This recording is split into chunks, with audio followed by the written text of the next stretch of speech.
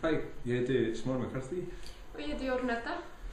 Við vorum að pæla í að tala eins hvað samfélagið þarf til þess að vera meira skapandi og meira réttlátt líka og bara hvernig megi í rauninni ýta undir það að fólk fari frekar út í einhver svona uppbyggilega skapandi vinnu frekar en endilega alltaf þessi innblýning á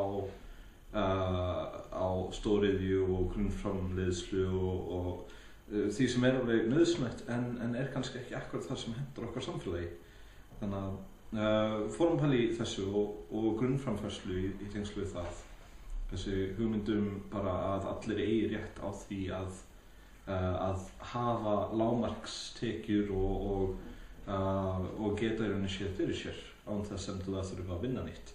Já, og lifa mannsæmdalífi og allt það og sko mér þykir það alveg næg réttlæting að bara þessi réttur til þess að lifa mannsæmdalífi að mínu mati ætti að leiða sér rétt í grunnframfærslu.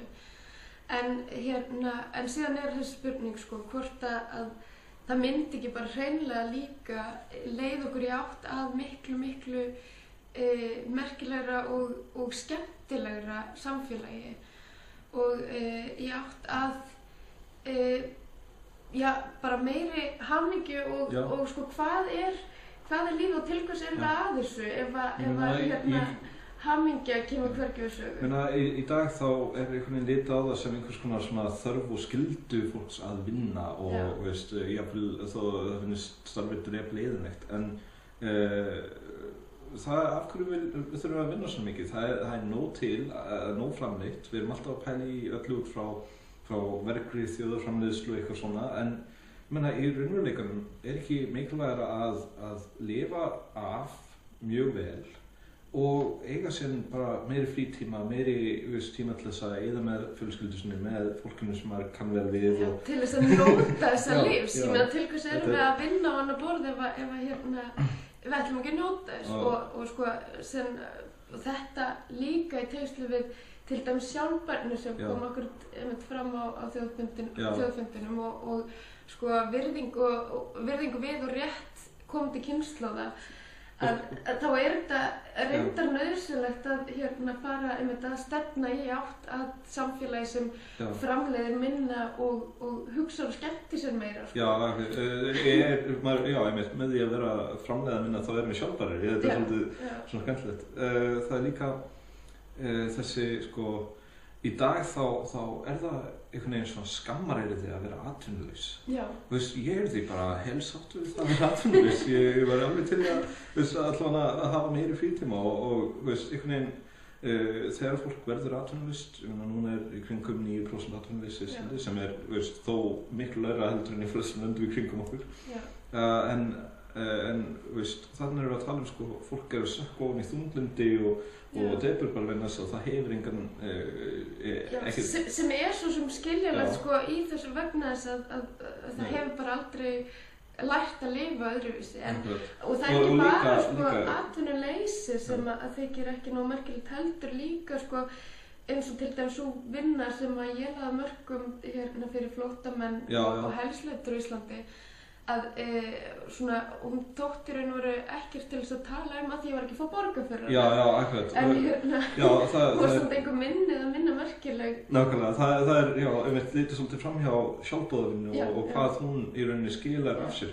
Ég las einhvern tímann frábæra ritgerð sem heitir The Myth of Marketization það hvernig sko það er ekki verið að markaðsvæða eins mikið og allir vilja meina í þessum klassísku hagfræði hugsun. Heldur er hlutfall sko sjálfboðavinnu alltaf að aukast í Vesturlöndum og náttúrulega út af því hvernig kerfið í dag þá er fólk fyrst að sjá fyrir sér með 8 tíma vinnu. Síðan er það að fara í einhverju sjálfboðavinnu í hjáverkum og þá í rauninni komið í tvöfalda vinnu og er að vinna langt fram á kvöld og svoleiðis. Bara út af það hefur einhvers konar svona markmið sem það er æðra heldur en það að sitja á framleiðslulínunni eða. Mér finnst mjög skrítin þessi þetta kerfi þar sem að við sko vinnum óháð því hvað á endan verður til úr þeirra vinnu og það er þetta sko að það þykir almennt miklu merkilegra að vinna jafnvel út að gangi gegn samfélaginu heldur en að vinna ekki. Já, akkurat. Það er náttúrulega bara algjörlega að slíta sko framleiðandanum burt frá framleiðslunni.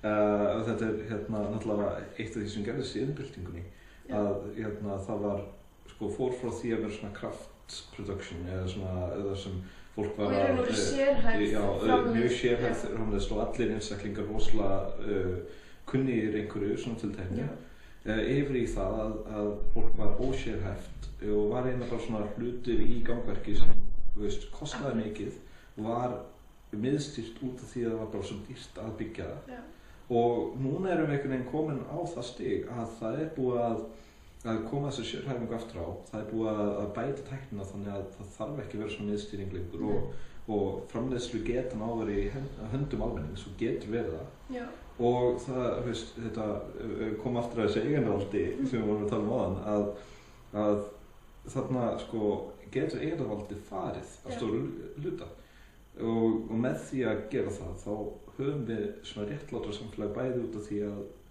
það er hægt að sameina framleiðandann aftur við framleiðsluna sína og líka út af því að það er hægt að sko minnka umframleiðsluna umframframleiðsluna.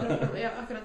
Og ég held akkurat að við ættum ekki að láta staðan numið við það að sko bara setja á fót svona einhvers konar grunn framfærslukerfi heldur líka að reyna að draga úr bara almennri vinnu vinnandi fólks og við megum alveg við því að þetta er svona tala við þurfum að framleiða minna, við þurfum ekki að framleiða meira sko í á samhengi bara við meira heldur en bara hagkerfið sko í samhengi við bara heiminn og í rauninni á þetta hljómar rosalega hlunnilega ef maður talar þetta út frá núverandi kerfi en við erum að tala að stefna á svona 40–50% atvinnuleysi sem er bara frábært svo lengi sem að fólk getur lifað vansamandi lífi með einhvers konar framfærslu á meðan og fólk verður ekkert atvinnulaust í þeirri merkingu heldur, fólk mun gera eitthvað og fólk mun vera meira skapandi, hafa meira frítíma og vera lífsglaða. En það er okkur það sko að þegar allir eru sífellt vinnandi að þá hefur einn maður kannski ósvöldlega lítið að gera allan daginn. En ef við dreifum með svæðins betur og geta allir tekið þátt. Þá getur bara allir leikið og skemmt sér meira hluta.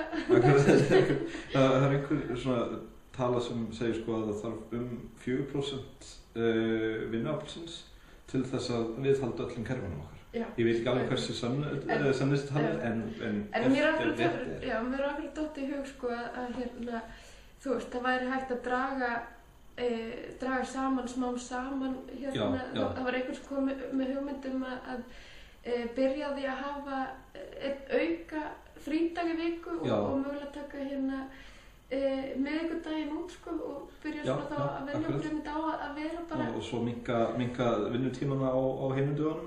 Akkurat. Ég meina útfærsluatriðin eru málinu óviðkomandi, við erum að tala um stjórnarskrárbreytingar.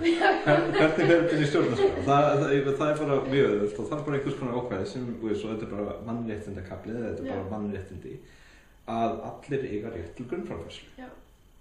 Það er ekki mikið meira. Allt þetta er einhver útfærslu sem fer fyrir. Og síðan reyndar greinagerðirnar og breytingadómskerfinu og allt. Já, sjálfsögðu. Já, ok, það er gott, takk.